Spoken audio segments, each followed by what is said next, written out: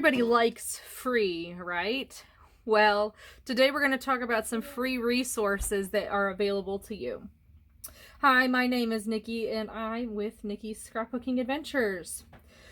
So it's a little too late for this free resource, but you can definitely keep an eye out for next year. In January, at the end of January, I took a kind of 3-day class summit type deal that was free, and it's called Scrap School. So what this was is a whole bunch of creators came together and they had pre-recorded videos about different techniques. And a lot of it was hybrid scrapbooking or planning or that kind of thing. So it was a lot of digital content.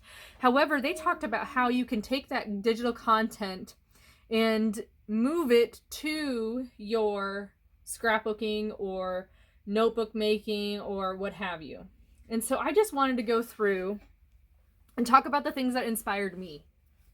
Okay, so Felicity Jane recently had their sale because they're closing their physical product, and they had a huge sale, like 75% off what was left on their website, and a lot of it was notebooks.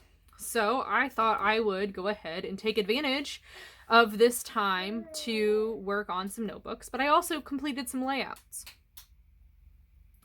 So let's talk about my notebooks. So one presentation had talked about using free printables that you receive and adding them to your notebooks as little pages. You can use them in different ways. And this is one of the ways that I'm going to use this notebook.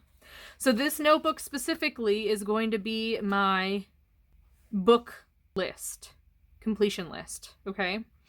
So I previously purchased a digital kit from Sweet Shop Designs, and it was called Mystery. So I thought it would be fun to make this a mystery type notebook by adding some elements from that digital kit.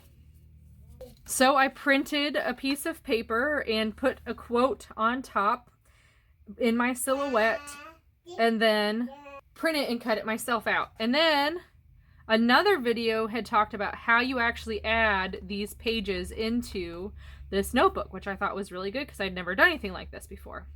Another one had talked about actually making your book tracker. I guess that's kind of what this is going to be, is a book tracker.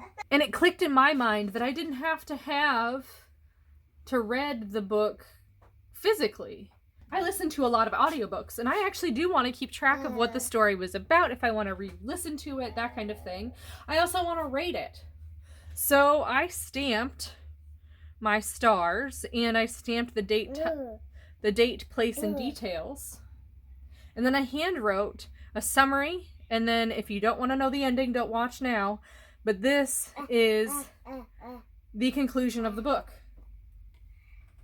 So I can quickly read this. And if I don't want to know the end of the book, I don't have to. I can flip it if I do want to know. So I've made this now my notebook for my book tracking. Okay. These are the two books I'm currently doing right now. I actually just finished this the other day. So clearly I have to finish these 2 pages. But I encourage you to think about your notebooks and what have you differently. It finally clicked to me that, yeah, I could do a book list notebook, even though my primary source of books is actually audio books. So that is that notebook. Another session that was completed is one where she talked about daily pages. So her idea of daily pages is to take a notebook and you just do whatever you want in that notebook. Okay? You stamp, you ink, you do whatever you want. Okay? So I created these 2 pages the other day just to play. I had no idea when I was going to use this Felicity Jane 4x3 card. I just fussy cut her out and placed her on the page because I had her. This was from a kit that was just sitting on my desk. I had fussy cut it earlier. I didn't know when I was going to use it on another layout, so I went ahead and used it here. This is an opportunity for you to use those things in your basket that you keep on your desk to use, right? That is the opportunity to do it. And to do whatever you want. Like, this is never going to go on a scrapbook page, but I love these colors, loved the stamp, wanted to see how the stamp was working. So yeah, this notebook doesn't have anything else in it but that, so just something to think about. We'll come back to this later. This was a layout design by Sarah Scraps.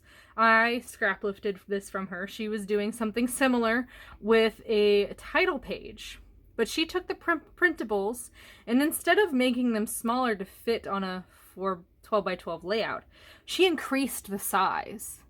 That had never occurred to me, to increase the size of an embellishment to make it a massive thing. So this is Tracy Reed's Wildflower, which you can get at Sweet Shop Designs or on Tracy Reed's website. And the great thing about printables is that you can print them over and over and over again. I actually had a miscut on my silhouette. See how it miscut? That the paper shifted or something. It's fine. It was this little floral piece back here. So I just reprinted and recut it. And there you go. So I encourage you to think about it that way. Instead of decreasing the size of your embellishments, try increasing them. And then I also used a stencil that I'm using throughout my 2022 notebook. So that is that. Okay. We're moving on from the Scrap Summit now. Don't forget that you have available to you palettes. So, for example, this is Holt's Distress Oxide, and I just went through, took a stamp, and placed all of the colors that I have on this here, so I can compare them.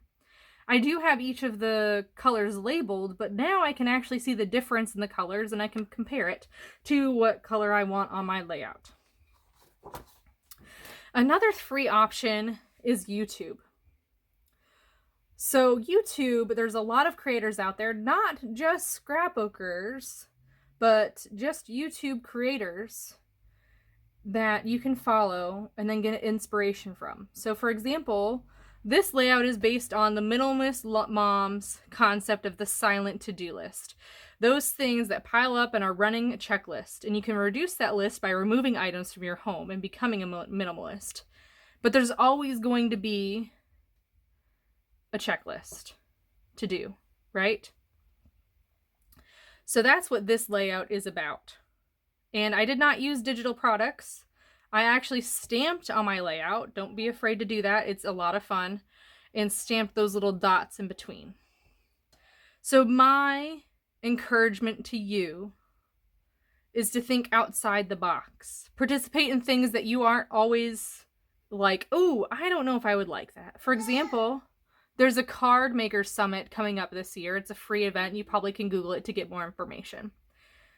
I think I'm probably going to watch those again to see what other things I can apply to my scrapbook layouts. So in the comments below, I would love for you to list what you are inspired by lately. If it's free, if it's not a big deal. But that's what I want you to put in the comments below, because I really want to know, what is inspiring you right now? I hope you enjoyed this video. Please like, comment, subscribe, and I will see you next time.